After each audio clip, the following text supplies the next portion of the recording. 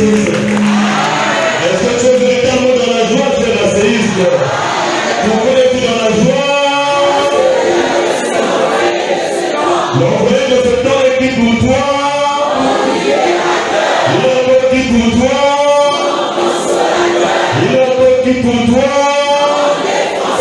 Et le temps où nous trouvons le défenseur est qui?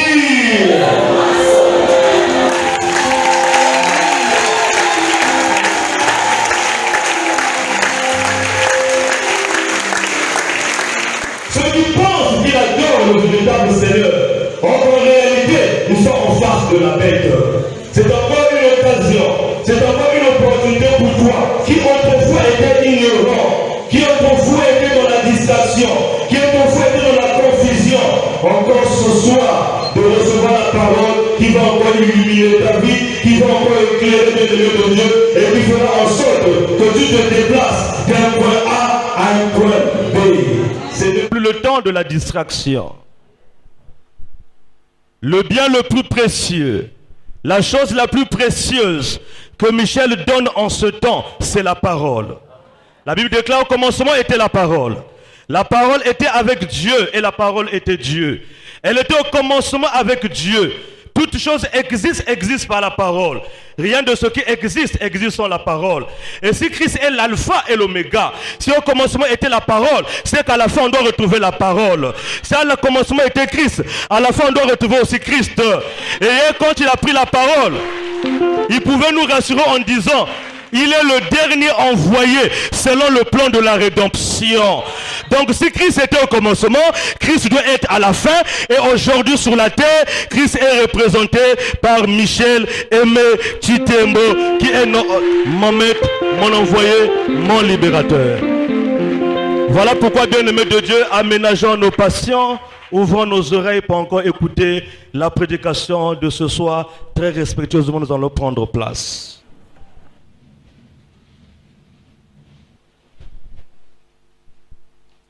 Encore ce soir, nous prenons la parole. Et tant que serviteur de Michel Aimé Chitembo. Parce que nous savons, à la lumière des Écritures, bien-aimés de Dieu, comme Paul pouvait dire à son serviteur Timothée, que Timothée, mon fils, dans la foi, ce que tu as entendu de moi, en présence de plusieurs témoins, confie-le aux hommes sages, fidèles, afin que eux, à leur tour, qu'ils fassent de même. Et donc, Paul ne pouvait prêcher et témoigner Christ, et Timothée ne pouvait prêcher et témoigner l'apôtre Paul. C'est encore le cas ce soir, bien-aimés de Dieu.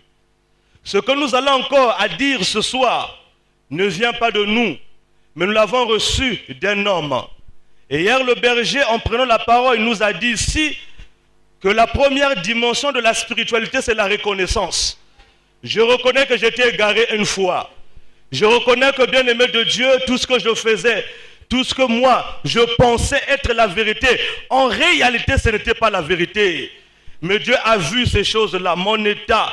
Dieu m'a fait grâce d'être encore dans l'Assemblée chrétienne d'évangélisation autour de cet envoyé-là. Alléluia.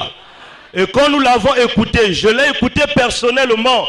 J'ai fait la comparaison de tous les prédicateurs qui se trouvent sur la terre. Personne ne peut l'égaler parce qu'il est incomparable, bien-aimé de Dieu. Il est spécial, bien-aimé de Dieu. Personne sur la terre ne peut nous expliquer la volonté de Christ mieux que Michel Aimé Chitembo. Et ce que nous aurons à dire, bien-aimé de Dieu, nous avons reçu ça de lui. Et à un certain moment de notre prédication, si je peux dire, Michel dit, parce que pour nous, Michel est une prédication. Et nous sommes des prédicateurs qui se lèvent pour le prêcher, lui.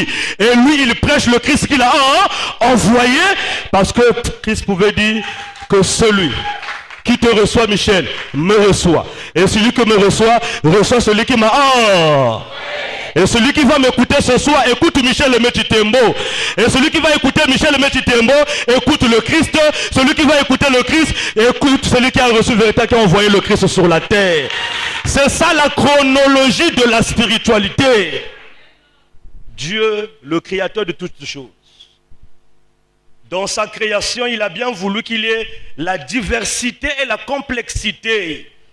D'où on nous a toujours dit ici par mon berger, mon coordonnateur, que sur la terre bien-aimée de Dieu, chacun a un domaine dans lequel il excelle. Chacun a un domaine dans lequel il est meilleur. Il est excellent, bien-aimé de Dieu.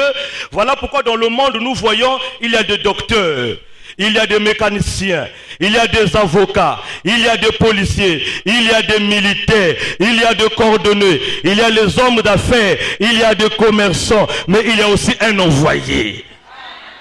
Si tu es docteur, va à l'hôpital, c'est ton travail. Si tu es policier, fais ton travail. Chacun a son travail. Si le médecin a son travail, si le policier a son travail, Michel Aimé Tchitembo aussi a son travail. Prenons tous les travaux de la terre, laissons la Bible, la parole, la spiritualité, le ministère à Michel Aimé Tchitembo, parce qu'il est celui qui a été choisi, consacré par Christ, afin de réconcilier les âmes égarées à Christ lui-même. Alléluia! Être un envoyé, ce n'est pas un privilège. Et un envoyé, ce n'est pas celui qui veut, mais celui-là que Christ a jugé, que celui-là est capable. Il est plus difficile aujourd'hui sur la terre d'être même admis à un concours. Plus facile à être admis à un concours, plus difficile et plus facile à être pasteur. Chacun se lève, pasteur, prophète, évangéliste, archibishop. On se pose la question de savoir qui a fait de ces hommes-là les pasteurs, qui a fait de ces hommes-là les évangélistes, qui a fait de ces hommes-là les archibishops, archibipapes, les tribishops. Si Christ ne t'a pas envoyé, alléluia, quels que soient les noms et les sobriquets que tu vas prendre, tu ne seras jamais un envoyé du Seigneur Jésus-Christ. Tu peux changer la manière de marcher, la manière de parler, bien-aimé de Dieu, la manière de se vêtir. Ce n'est pas ce qui fera de toi un envoyé. Parce que l'habit ne fait pas le moine. On reconnaît un envoyé de Jésus-Christ au travers de la parole. Hier, on nous a menti. On pensait que celui qui faisait des miracles extraordinaires, c'était lui l'envoyé. Non! Parce que le diable est même le spécialiste des miracles. Ils sont venus auprès du Seigneur pour dire, Maître, nous voudrions te voir faire un miracle. Il vous sera accordé aucun miracle, sauf le miracle de Jonas. De même que Jonas a fait 3 jours et 3 nuits dans le ventre d'un gros poisson. C'est de même que le Fils de l'homme fera 3 jours et 3 nuits dans le sein de la terre, afin de nous accorder la vie et la résurrection. Et le plus grand serviteur, ce n'est pas celui qui fait des miracles. Moïse a séparé la mer Rouge en 2. Mais au finish, le peuple qu'il a reçu n'a jamais reçu la vie. Au contraire, ce peuple a reçu la mort, la condamnation. Quels sont les miracles que tu vas faire aujourd'hui qui dépassent les miracles que Moïse a fait en son temps? Tu penses qu'aujourd'hui tu es capable de séparer la mer Rouge en 2? Je ne pense pas. Regarde malgré l'étendue de miracles que Moïse a fait en Égypte. Mais quand Christ arrive, quand il a comparé, il dit de tous ceux qui sont nés de femmes, il n'y a pas paru de plus grand prophète que Jean-Baptiste. Mais quand on voit Jean-Baptiste, il n'a pas fait un miracle, il n'a pas fait des miracles comme Moïse, mais selon Jésus, il était le plus grand. Pourquoi? Parce qu'il a juste préparé le cœur à recevoir Christ qui devait apporter la vie. Il était déjà plus grand. Mais celui qui a reçu la parole, qui communique la vie, est plus grand que Jean-Baptiste. Et sur la terre aujourd'hui, celui qui a reçu la parole, qui doit communiquer mon esprit, ton esprit, notre esprit, la vie, c'est Michel Aimé Tchitembo. Ce n'est plus un tabou. Hier c'était un secret. Aujourd'hui toute la terre doit se rendre compte que Christ est revenu par Michel Aimé Tchitembo en train d'enseigner la parole de la pure vérité, dois-tu véritablement et dans toute pureté. Alléluia.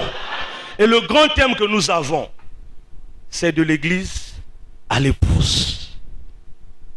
Nous avons l'habitude de dire avec hardiesse et assurance, il n'y a qu'à là que tu vas trouver ce genre de thème.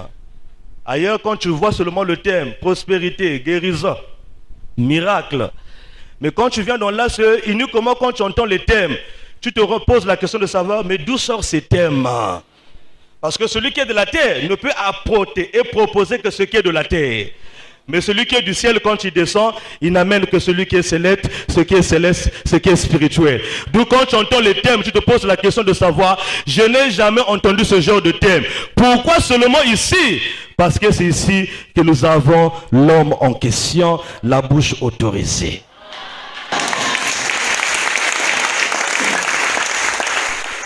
Mon peuple est détruit faute de... Les gens se scandalisent. C'est normal. L'envoyé dit ceci, que toute parole qui descend du ciel sur la terre doit scandaliser. Le jour que le Christ avait dit, celui qui ne boit de mon sang, qui ne mange de ma chair, n'aura pas la vie éternelle. Ceux qui avaient écouté cette parole étaient scandalisés. Et chacun pouvait dire que cette parole est trop dure, qui peut l'écouter. Et chacun a pris son chemin, il est parti. Aujourd'hui aussi sur la terre, il y a quelqu'un quand il parle, il y a un scandale. C'est normal. Mais il ne se limite pas seulement à parler pour scandaliser. Il rentre dans une démonstration des Écritures. Afin que toi qui étais scandalisé, quand tu reçois la démonstration de la parole, là où était le scandale, c'est la compréhension, c'est la joie, c'est la paix qui va s'installer. L'homme de Dieu nous a dit quelque chose hier. Alléluia. Il dit que toute personne qui se lève aujourd'hui, qui se dit prédicateur, qui se dit envoyé de Christ, qui pense et qui prêche la parole, en réalité, selon l'espace et le temps et les réalités d'aujourd'hui là, il était un prophète, il était un professeur d'histoire. Il nous a défini qu'est-ce que l'histoire. Déjà à l'école, nous avons fait ça. L'histoire égale le récit des événements. L'histoire égale le récit des événements. Donc celui qui relate les récits des événements passés, il fait l'histoire. Si quelque chose est passé, la chose s'est accomplie. Si on ramène ça aujourd'hui là, la chose là n'aurait plus d'effet. Alléluia. Mais pourquoi dire que ce sont des professeurs d'histoire? La démonstration est là. Alléluia. Nous sommes au Congo, non? Il fut un temps là où il y avait le train bleu. Est-ce que ça existe encore? Il y avait le train soleil. Est-ce que ça existe encore? Quelqu'un va dire, dans notre époque, on avait un train là, soleil. Aujourd'hui, quelqu'un va dire, oui, aujourd'hui nous avons la gazelle. Dans notre temps là-bas, voilà ce que nous on portait, voilà ce que nous on mangeait. Aujourd'hui, quelqu'un va dire, regardez-nous ce qu'on mange, regardez ce que nous on porte. Quand les temps changent, les réalités changent aussi. Voilà pourquoi quand l'envoyé est venu, il nous a dit, l'applicabilité de la parole, c'est selon l'espace et l'heure. Tant que ces hommes-là ne vont jamais comprendre ça, il y aura toujours la confusion. Il y aura toujours, bien aimé de Dieu, la confusion. Et ceux qui vont les écouter ne vont jamais expérimenter la manifestation du Seigneur Jésus-Christ. L'homme de Dieu nous a pris un exemple. Tu vois, la guerre, la deuxième guerre mondiale. La deuxième guerre mondiale. Regarde comment ça s'est passé. C'est l'histoire. Tu relates l'histoire. L'histoire que tu relates est déjà passée. Tu prépares les gens à la deuxième. Regardez la deuxième guerre mondiale. Voilà, ça s'est passé comme ça. Regardez les armes. Voilà comment ça s'est passé. Tu expliques. Tu fais bien. Mais tu oublies que s'il y a une guerre qui doit encore intervenir, cette guerre-là ne va plus s'appeler la deuxième guerre mondiale. Cette guerre-là sera appelée la troisième guerre mondiale. Quand vous allez vous préparer, quand nous allons nous préparer avec les armes de la deuxième guerre mondiale, et quand la guerre va venir, donc ça ne sera plus la deuxième guerre mondiale, mais la troisième guerre mondiale, c'est que nos armes à nous sont déphasées. Tu amènes les tanks, tu amènes les chars, mais aujourd'hui on va te parler de Satan 2.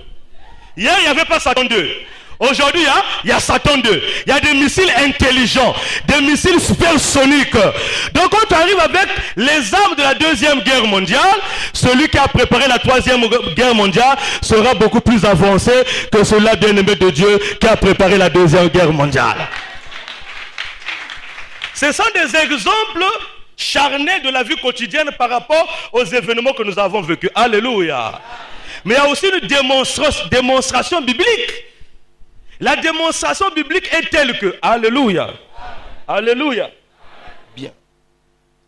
La démonstration biblique est telle que, amen. Amen.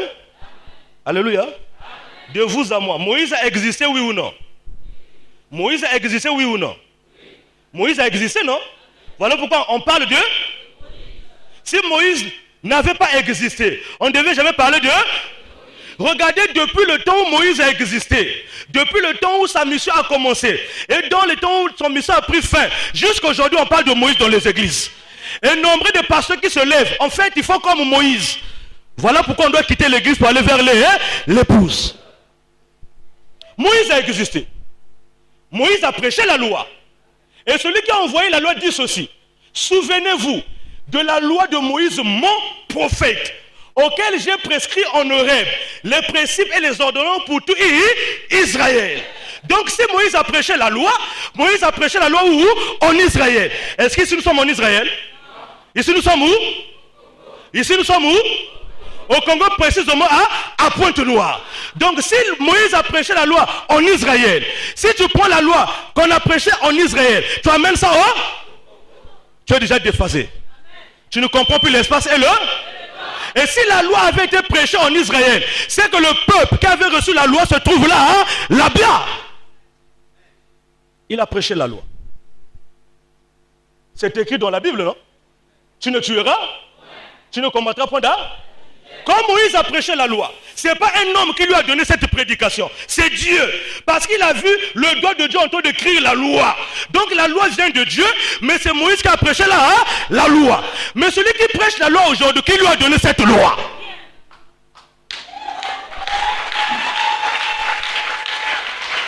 Si quelqu'un prêche la loi aujourd'hui, il ne peut pas dire que Dieu m'a envoyé. Parce que pour la loi, Dieu avait envoyé Moïse. Si tu prêches la loi aujourd'hui, dis que Moïse m'a envoyé. Or aujourd'hui là, Moïse ne peut plus t'envoyer parce que Moïse est mort. Si tu dis que Moïse t'a envoyé, on va se poser la question de savoir, donc un fantôme t'a envoyé. Même quand on enseigne l'histoire, il faut maîtriser l'élément, maîtriser le sujet. Celui que Dieu a envoyé, il a prêché la loi dans l'objectif de communiquer la vie à l'homme, parce qu'il pouvait dire, celui qui mettra ces choses en pratique vivra par elle. Mais en prêchant la loi n'a pas donné la vie, la loi a donné et moi aussi je te dis comme l'envoyé. C'est écrit noir sur blanc. Donc celui qui prêche la loi doit reconnaître que la loi n'a jamais donné la vie, mais la loi a donné Donc le pasteur qui prêche la loi aujourd'hui, c'est un professeur d'histoire. Parce que la loi est passée. Mais donc même lui, il ne savait pas que même Moïse qui a prêché la loi n'a jamais donné la vie. Pourquoi aujourd'hui, la loi qui n'a jamais donné la vie, tu prêches ça aujourd'hui? Et au lieu de prêcher ça, en Israël, chez les Israélites, tu prêches ça chez les... C'est là on va se poser la question de savoir, le païen a reçu la loi à quel jour? Qui lui a donné la loi? Parce que même celui qui a envoyé Moïse, qui a donné la loi là-bas, il dit, vous n'êtes plus sous là? Vous êtes sous là? Bon, aujourd'hui tu prêches la loi, tu es un professeur d'histoire. Même quand tu prêches la loi, tu ne connais même pas l'élément, tu ne maîtrises pas le sujet. Parce qu'en prêchant la loi, tu communiques la mort. Et quand tu vas communiquer la mort, qui vient encore lever la mort que toi, tu as communiqué au travers de la loi? Parce que Jésus est mort une seule fois. Il est ressuscité. Il ne viendra plus faire la même chose. Et c'est quand il a prêché la loi. La Bible dit, autrefois sans loi, je vivais. Mais quand le commandement vint, le péché, et moi je mourais. Le péché, par la puissance de la loi, a repris vie. L'homme a trouvé la mort. Voilà pourquoi on trouvait la mort, à cause du péché. Dieu va dire à Moïse, et en lui disant même ça, il lui a monté sur la montagne le modèle du tabernacle. Il dit, aie soin de faire comme ce qui a été montré sur la montagne. Donc quand Moïse va poser le tabernacle, il n'a pas imaginé ça. Il a vu ça. Pourquoi? Parce qu'il y avait le péché. Parce que quoi? Il fallait faire les sacrifices pour les péchés. Mais on va donner ces sacrifices là où il fallait maintenant ériger un tabernacle. Pourquoi il fallait un tabernacle? Parce qu'il y avait le péché. Pourquoi il y avait le péché? Parce qu'il y avait la loi. Et dans le tabernacle, on ne pouvait pas dire Christ, c'est faux. Jésus. Dans le tabernacle, le nom de Jésus est caché, personne ne connaît ce nom-là. Bon, Bon, déjà là-bas, on sait que le tabernacle a existé. Pourquoi le tabernacle a existé? Parce qu'il y a eu le péché. Pourquoi il y a eu le péché? Parce qu'il y a eu la loi. Qui a prêché la loi? Moïse. Toi, tu viens encore aujourd'hui là prêcher la loi de Moïse. Au lieu que ce soit dans le tabernacle, tu prêches ça dans l'église. Dans l'église, on ne prêche pas la loi, bien-aimé de Dieu. Voilà pourquoi un enfant de Jésus doit être intelligent. Alléluia. Alléluia. Alléluia. Est-ce qu'il est vivant? Est-ce qu'on peut acclamer fort pour le Seigneur? Donc on a érigé un tabernacle. On donne les sacrifices pour le péché. Le tabernacle, parce qu'ils étaient dans le désert. Après le tabernacle, c'est le temple. Et quand Christ est venu, il a croisé le temple. Il dit, détruisez-moi ce temple-là. En 3 jours, je la rebâtirai.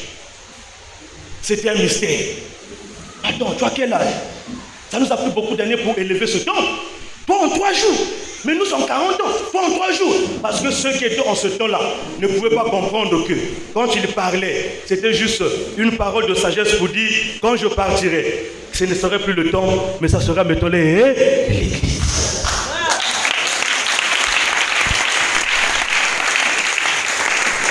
Alléluia. Alléluia. Voilà pourquoi vous avez même vu que Jean-Baptiste n'a pas prêché dans le temple. Jean-Baptiste a prêché où? Dans le désert, pour que ceux qui vont l'écouter puissent déjà se préparer à sortir du temple.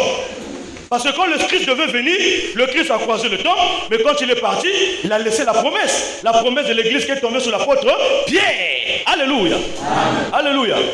Donc nous sommes partis du tabernacle au temple, du temple à l'église. Même quand la promesse de l'église est tombée, qu'est-ce que les gens disent de moi? Mais vous, qu'est-ce que vous dites? Tu es le Christ, le Fils du Dieu vivant.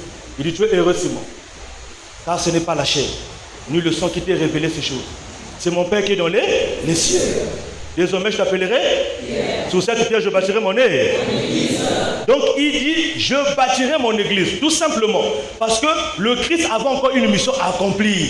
Donc, la mission ne devait jamais être accomplie. L'église ne devait jamais voir le jour. Mais la promesse était déjà là par l'apôtre Pierre. Il a reçu la promesse. Mais pour que l'église puisse voir le jour, il faut d'abord que lui, Jésus-Christ, puisse accomplir sa mission. Et la mission qu'il avait accomplie, il devait d'abord lier la première bête. Et quand il devait lier la première bête, en liant la première bête, il a escorté les dominations, les autorités sur la croix en disant, Père, entre tes mains, je remets mon esprit, car tout est tard. Oh oui. Et quand il est parti, c'est après ça. Mais pour que l'église aussi puisse voir le jour, puisse fonctionner. Alléluia. Quand il était là lui-même, montrer un serviteur, un disciple, un apôtre de Jésus qui a reçu le Saint-Esprit pendant que Jésus était là. Personne. Personne n'avait reçu le Saint-Esprit. Parce que Jésus-Christ était avec eux. Voilà pourquoi la présence de Jésus était pour eux déjà. Tout ce qu'ils pouvaient demander, tout ce qu'ils pouvaient chercher, le maître était avec eux. Donc le maître pouvait répondre à tout et en tout temps parce qu'il était avec eux. Alléluia. Amen. Voilà pourquoi même il dit, Christ rentre dans le... Tu l'as voulu ni pour le... Est-ce que la séance est là? Christ rentre dans le... Tu l'as voulu ni mais tu m'as formé pour faire au Dieu ta. Donc Christ est rentré dans le corps de Jésus pour faire la volonté de son Père. Et l'église aussi pour fonctionner. En l'absence de Christ, il fallait que l'esprit qui devait rentrer. Et cet esprit-là qu'on appelle la puissance de Jésus, qui est le Saint-Esprit. Voilà pourquoi il fallait attendre le jour de la Pentecôte. Quand l'Esprit est descendu, quand l'Esprit est rentré, l'Esprit est descendu, c'est à ce moment-là qu'ils ont commencé leur mission. Alléluia. Et même quand l'Esprit est descendu, l'Esprit n'est pas descendu, n'est pas rentré dans eux, mais l'Esprit était sur eux. Alléluia. Il y a une différence quand quelque chose est sur et quand quelque chose est dans.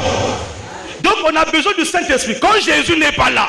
Parce que quand Jésus est là, le Saint-Esprit n'est pas utile. Mais quand Jésus n'est pas là, voilà pourquoi Jésus nous a envoyé une puissance qu'on appelle le Saint-Esprit pour pallier à l'absence du Seigneur Jésus-Christ. Et il travaillait à travers le Saint-Esprit. Et regardez ce que l'envoyé nous a dit. Quand Jésus était là, nous avons vu beaucoup de cas de figure. Il est devant un démoniaque. Le démoniaque fait quoi? Trompe. Jésus est à quelques kilomètres. Le démoniaque trompe. Mais qu'y a-t-il entre toi et Est-ce que notre heure est déjà Permets-nous de rentrer dans ce pourceau, dans ce troupeau de pourceaux-là. Dis en tout cas, faites votre volonté. Moi, j'ai besoin de ce temps-là. Les esprits sont sortis, sont rentrés dans le troupeau de pourceaux. Et c'est une raison aujourd'hui pour dire, nous, on ne peut pas manger le porc. Parce que les esprits là sont rentrés dans le porc. C'est une mauvaise compréhension. Ça s'est passé où? Là-bas. Donc, les porcs là sont rentrés dans l'eau. Depuis Israël là-bas. Inde jusqu'au Congo ici là. Et les mêmes porcs sont sortis de l'eau pour dire que moi je ne peux pas manger le porc. Parce que les esprits sont. Mais ils sont rentrés dans l'eau, ils sont morts dans l'eau. Et l'envoyé dit ici, ils sont rentrés dans l'eau parce que la provenance de ces esprits-là était l'eau. Donc la première bête qui monte de là, de la mer. D'où les esprits étaient sortis, c'est d'où les esprits sont repartis. Alléluia. Amen. Non. On n'a pas vu, suivez bien aimé de Dieu, alléluia. On n'a pas vu pendant que Jésus était là. On n'a pas vu un démon résister à Jésus. En tout cas, la Bible est là, le ministère est là, la parole est là. On n'a pas vu un démon qui résiste à Jésus. La présence de Jésus est un danger pour un démon. Déjà quand le démon se rend compte que Jésus est là, le démon est dans le tremblement déjà. Et quand Jésus est parti, aucun nous a été donné, par lequel on devait être sauvé. C'est que lui-même il faisait quand il était là, de par sa présence, comme il n'était plus là, il était parti, il leur a laissé une puissance, et à travers cette puissance, ils ont fait la même chose. On a vu Pierre. Quel est le démon qui a ressenti la présence de Pierre? Même quand tu dis, je n'ai pas l'or à te donner, ni l'argent à te donner, mais ce que j'ai, je te le donne. Ah, prends ton lit. Lève-toi et marche. Aussitôt la personne a marché. Quand on a vu Paul, par le nom de Jésus, alléluia, les mouchoirs, les linges qui ont touché son corps, les esprits sortaient. Les malades étaient guéris. Alléluia. À cause du nom de Jésus. Panique. Les exorcistes juifs ambulants ont même vu. Oh, donc le nom-là a un pouvoir, a une puissance. Et aussi ils ont pensé appliquer ça. Je vous conjure, par le nom de Jésus, que Paul prêche. L'Esprit dit, je connais Jésus. Je sais qui est Paul. Mais vous qui êtes vous. Parce que vous dites le nom de Jésus, mais vous n'êtes pas en relation avec Paul, non plus avec Christ. Donc je ne peux pas vous obéir. Parce que je peux obéir à celui qui a une relation avec Paul ou bien avec Christ. Vous avez vu que le nom là a fait des choses. Voilà pourquoi dans l'église, c'était une manifestation. Donc on dit le nom de Jésus, il y a manifestation. Et la Bible est là. Le ministère de Paul témoigne cela, le ministère de Pierre témoigne cela, mais nous sommes arrivés à un temps. Non, Michel était l'envoyé.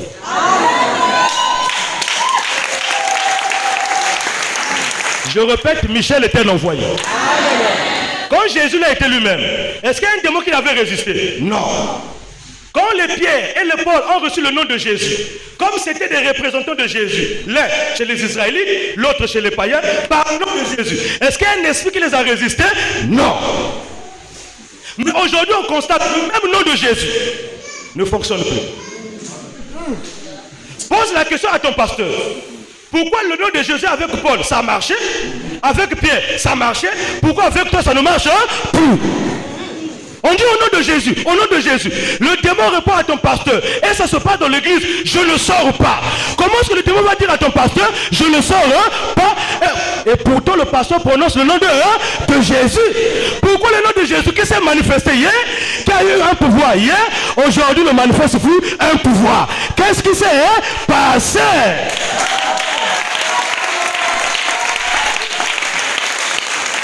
Au nom de Jésus, démon, sors. Le démon dit, et au nom de Jésus, je te dis, je ne sors pas. Oh. Si je suis serviteur de Dieu, sors, je ne sors pas. Hier, quand on dit au nom de Jésus, il n'y a pas de débat.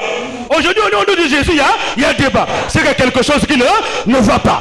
C'est qu'il y a un problème. Et on doit savoir quel est le problème et quelle est la solution à ce problème-là. Et puis ça se passe où? Dans l'église. Comment est-ce que dans ton église, on prêche Jésus? Jésus, c'est la parole.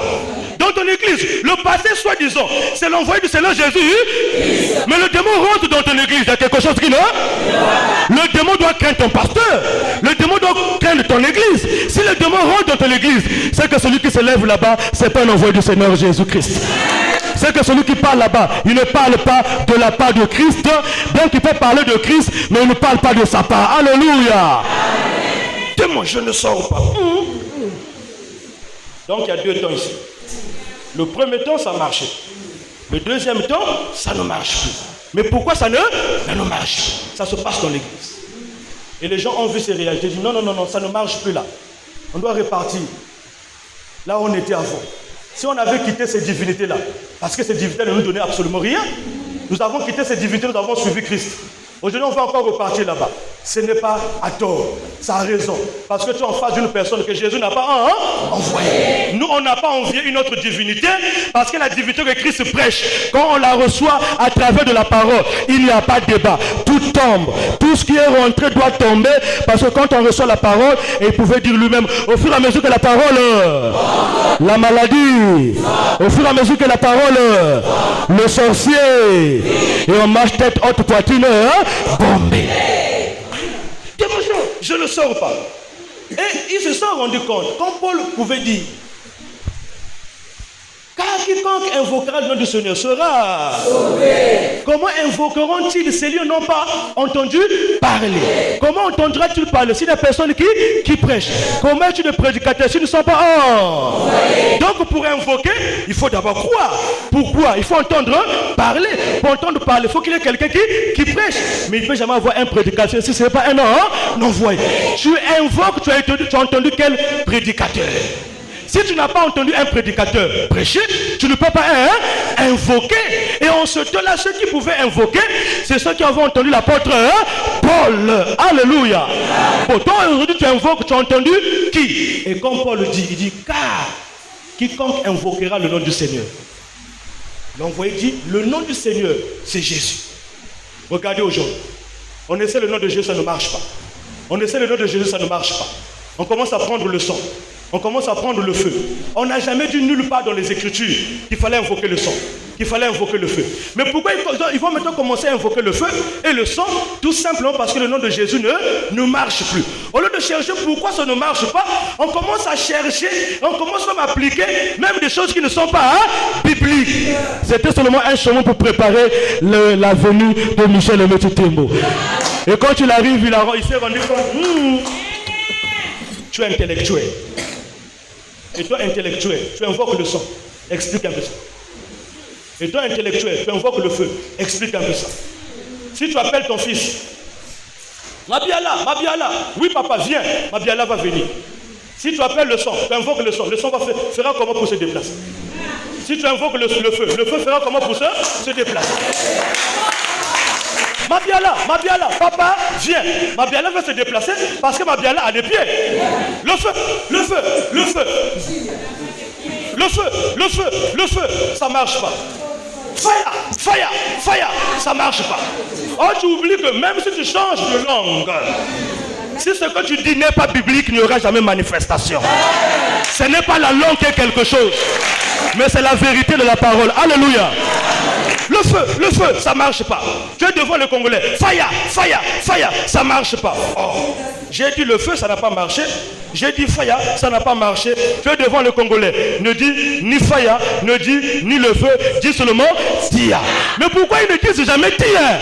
Parce qu'ils veulent nous impressionner. Le feu va se déplacer. Et le feu que tu invoques, qui va te donner ça? Parce que Jésus ne peut pas donner le feu. Le feu. Et le pasteur te dit quoi? Le feu dans le camp de l'ennemi. Tout ça, ça se passe où? Dans l'église. Tout ça, ça se passe où? Dans l'église. Le feu dans le camp de l'ennemi. Où est le camp de l'ennemi? Je veux bien envoyer le feu dans le camp de l'ennemi. Mais pasteur, avec tout le respect, montre-moi d'abord le camp de l'ennemi. Si je peux voir le camp de l'ennemi, je saurai où diriger ma boule de feu. Mais si je n'ai pas vu le camp de l'ennemi, si je ne vois pas le camp de l'ennemi, je ne peux pas envoyer ma boule de feu. Moi, pour envoyer, je dois voir. Et puis l'ennemi t'a fait, Pendant que lui-même, il dit, depuis qu'il était là, Il dit non, ne rendez pas le mal pour le mal. À moi la vengeance, à moi là. Gardez silence parce que c'est moi qui combattrai pour vous le combat visible. Aujourd'hui le pasteur se lève et dit non, le feu dans le camp de c'est que ce n'est pas le représentant de Christ. Parce que Christ ne fait pas le mal. Christ ne fait que le bien. Et la divinité du mal, ce n'est pas Christ. La divinité du mal, c'est le diable, Satan. Le feu dans le camp de l'ennemi. Et même à vous-même. Même vous qui faites ces choses-là. C'est que wana, tumba ngomoto. Tumba c'est que wana moto. Tunaye, pasteur, c'est que zawat. Pour que na tumba ngomoto. Quand tu as Christ, tu n'as pas besoin de craindre n'importe qui. Quand tu as Christ, les gens peuvent se lever. Tout de même nous disons, voici je me tiens à la et si quelqu'un en tombe, ouvre là, j'entrerai chez lui. Je souffrirai avec lui avec eux. Si je vis, ce n'est plus moi qui vit en moi. Si je parle, ce n'est plus moi qui parle en moi. Si je dors, ce n'est plus moi qui dort en moi. Alléluia. Si Christ est déjà en toi, tu vas craindre qui? Parce que Christ est l'esprit le plus élevé qui a combattu, qui a vaincu. Comment est-ce que tu commences à dire encore non, alléluia. Et si tu vois quelqu'un qui rentre dans une église et à la fin avant de dormir, Seigneur, envoie tes anges. On n'a pas créé les anges pour que tu les invoques pour ta protection. Les anges ne t'appartiennent pas. Seigneur, envoie-moi les anges, qu'ils viennent me protéger. Et tu crois aussi qu'on t'a envoyé les anges. 4 coins de la parcelle, 4 coins de la maison, 4 coins au salon, dans la chambre, sous le lit, sous la poitrine. Oh, dans le temps, je me rappelle encore. Tu fais un mauvais songe, Marie de nuit, tu prends la Bible, tu ouvres la Bible, tu mets ici là, tu dors. Tu te dis qu'en ouvrant la Bible sous la poitrine, le diable ne viendra pas. Quand tu vas venir, il enlève la Bible. Il fait ce qu'il a fait, il est parti. Je me rappelle, je dors au nom de Jésus, la voix ne sort même pas. Même quand la voix sort au nom de Jésus, la personne reste là. Mais pourquoi tu résistes au nom de Jésus? Parce qu'on ne le savait pas. Oh, que le diable a changé de manifestation. Ce n'était plus celui qui a été possédé par un démon, mais c'était le démon lui-même qui était là. Voilà pourquoi le nom de Jésus ne marchait plus. Alléluia. Alléluia. Michel dit ceci. Quand le ciel était fermé, Dieu descendait sous forme de la nuée dans le tabernacle. Mais quand Christ est venu, il a inauguré un nouveau chemin. Aujourd'hui avec Michel, ne dis pas aux anges de venir vers toi. Mais aujourd'hui avec la parole de Michel, c'est toi qui vas aller là où il se trouvent les anges. Viens. Et Michel dit, celui qui dit viens, c'est qui n'est pas ensemble avec celui qui l'a appelé. Et c'est celui qui disait viens, était dans l'église, c'est que celui qui est dans l'église n'est pas ensemble avec Christ. Christ n'est pas dans l'église. Et celui qui est dans l'église n'a pas Christ. Tant que tu n'auras pas Christ, tu seras toujours en insécurité, tu seras toujours en danger, parce que la chaleur peut quitter et le diable peut encore revenir. Alléluia. Et on a tout fait. On se rend compte que ça ne marche pas.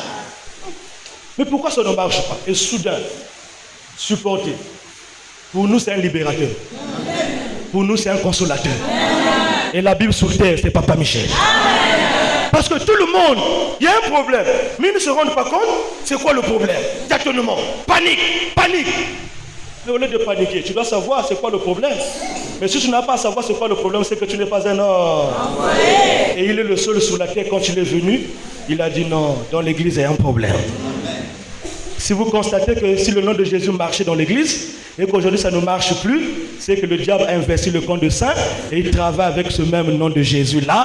Il est temps maintenant là que je vous prends de l'église pour vous amener à l'épouse. Et quand vous serez à l'épouse, ce n'est plus le nom de Jésus, mais ça sera le nom nouveau. Pourquoi il avait pourvu un nom nouveau? Parce qu'il savait que le nom de Jésus devait être usurpé, parce qu'il pouvait le dire lui-même, plusieurs viendront sous mon nom, disant que je suis le Christ. Ils viendront sous mon nom. Quel nom? Le nom de Jésus. Et en ce jour-là, plusieurs me diront, n'avons-nous pas prophétisé en ton nom? N'avons-nous pas guéri des malades en ton nom? N'avons-nous pas fait beaucoup de miracles en ton nom? Le nom de qui? De Jésus. Et je leur dirai ouvertement, retirez-vous de moi, vous qui commettez l'iniquité. Oh, mais j'ai fait des miracles en ton nom, non? Tu me refuses encore, hein? Comment? Au nom de Jésus. Au nom de Jésus. Et au nom de Jésus, pour nous, ça n'a plus d'efficacité. Et quand les gens entendent ça, ils disent, mais Michel, qu'est-ce que tu dis là? Mais tu as le témoignage toi-même. Tu as essayé le nom de Jésus. Ça n'a pas marché. On t'a appuyé, non? On t'a appuyé, non? Qui a déjà fait ce genre de songe-là? Qui a déjà fait ce genre de songe-là? On t'appuie. Au nom de Jésus. Au nom de Jésus. Lui aussi te dit, au nom de... Au nom de... Parce qu'il y a quelque chose que ces hommes-là ne connaissent pas. Au nom de Jésus, il avait dit, c'est moi qui vous ai. Mais l'un de vous est un démon. L'un de vous n'a pas un démon. Mais l'un de vous est un démon. Celui qui était un démon, c'est qui? Judas Iscariote. Donc le démon a un nom. Quand tu es en face du démon qui a un nom, tu dis démon, donc tu ne dis pas son nom. Il a même raison de dire je ne, parce que tu n'as pas dit mon nom. Donc tu ne diras pas moi, je reste dans le... C'est là où on se rend compte un démon qui rentre dans l'église. Et à toi-même. Toute la semaine, tu marches avec ton démon. Tu vas aller au marché avec ton démon. Tu vas préparer avec ton démon. Tu vas manger avec ton démon. Tu dors avec ton démon. Tu prends le sang avec ton démon. Tu viens à l'église avec ton démon. Tu t'assois avec ton démon. Tu écoutes la parole avec ton démon.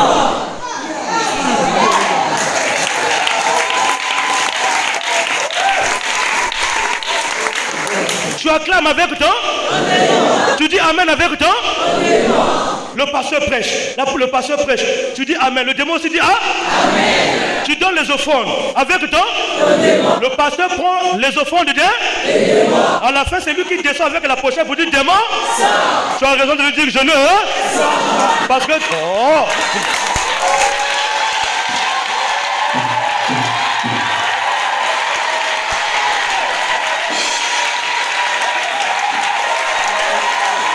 Misu.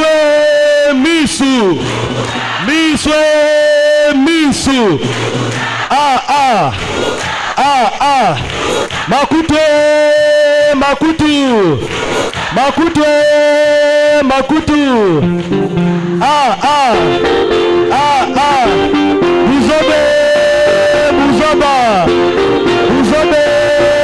Buzoba.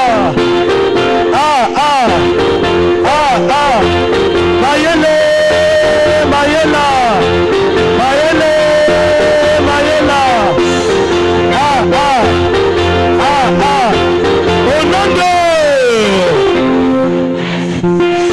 un enfant de Jésus est intelligent.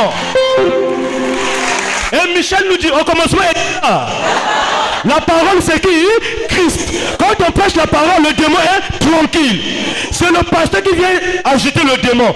C'est que le pasteur est le démon. Bakako Mos. Tout ça, ça se passe dans l'église. Prenez Paul, remettez-le dans l'église. Et que le démon vienne dire que je ne sors pas. Si Paul revient, là où il est, me dit que qui a dit, l'œuvre que j'ai faite, toi aussi c'est qui? Tu es venu résoudre un problème. Tu as créé encore un autre problème. En installant les dons dans l'église, les prophéties dans l'église. Mais c'était une porte pour que le diable puisse investir l'église, donc le camp des saints, afin que Michel puisse venir. Des mensonges.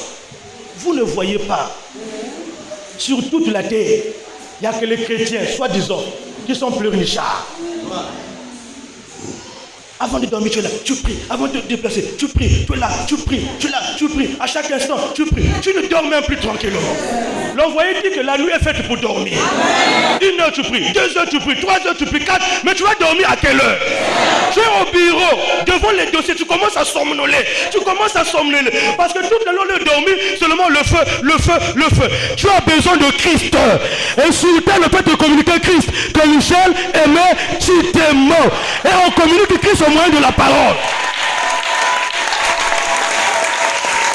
Tellement qu'on s'est rendu compte que ça ne marche plus. Le nom de Jésus ne marche plus. Tout ce qu'on a essayé, ça ne marche plus. Donc il y a un problème dans l'église. Et le diable qui a investi l'église, ce n'est plus la première bête, mais c'est maintenant la deuxième bête qui travaille avec la puissance de Satan. Et la puissance de Satan, c'est la puissance de la sorcellerie. Et comme c'est la puissance de la sorcellerie, le nom de Jésus est efficace. Quand c'est la manifestation démoniaque, quand c'est la puissance de la sorcellerie, ce n'est plus le nom de Jésus. Là, c'est maintenant un nom nouveau. Oh, à celui qui vaincra, je donnerai à manger la manne cachée. C'est quoi la manne cachée? Il y a la manne, il y a le pain de vie, mais il y a la manne cachée. La manne avec Moïse, ils sont tous morts. Le pain de vie est venu avec Jésus-Christ. Mais la manne cachée est venue avec Michel Aimé Titemo. Voilà pourquoi jusqu'à aujourd'hui, nous ne connaissons pas le nom nouveau. Pourquoi? Parce que pour recevoir le nom nouveau, il faut d'abord manger la manne cachée. Oh, la manne cachée, ce n'est pas pour tout le monde. À celui qui vaincra. Vaincre quoi? C'est là où il dit vaincre la chair. Parce que le combat de la chair est de l'esprit. À celui qui vaincra, je donnerai à manger la manne cachée. La révélation du péché est originelle. Et quand tu mangeras la manne cachée, on te donnera un caillou blanc. Et sur ce caillou blanc, il est écrit un nom que personne ne... Si c'est non, celui qui le... Voilà pourquoi ailleurs, quand tu dis le Christ que prêche... Les gens sont étonnés. Mais tu es étonné pourquoi? Il n'y a que moi qui connais ce nom-là parce que j'ai mangé la manne cachée et Michel m'a donné le caillou blanc. C'est là où j'ai vu ce nom nouveau-là. Donc ce qui ne marchait pas avec l'huile. Et là même quand on parle, bon, quand l'envoyé prononce une parole, la parole finit par s'accomplir.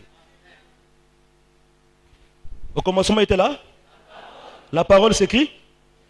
Donc Christ pour se manifester en toi doit rentrer d'abord dans quoi? Dans l'huile.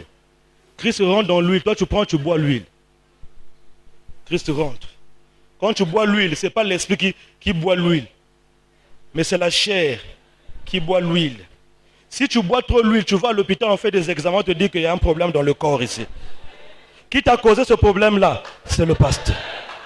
Donc il y a des pasteurs qui sont en train de nous tuer, tant spirituellement que charnellement. Pasteur, ne m'impose pas les mains. Pasteur, ne me dis pas que tu vois. Pasteur, ne me demande pas de jeûner. Pasteur, prêche-moi la parole comme oh. Et que cette parole puisse avoir une manifestation authentique dans ma vie et que je vive cette parole.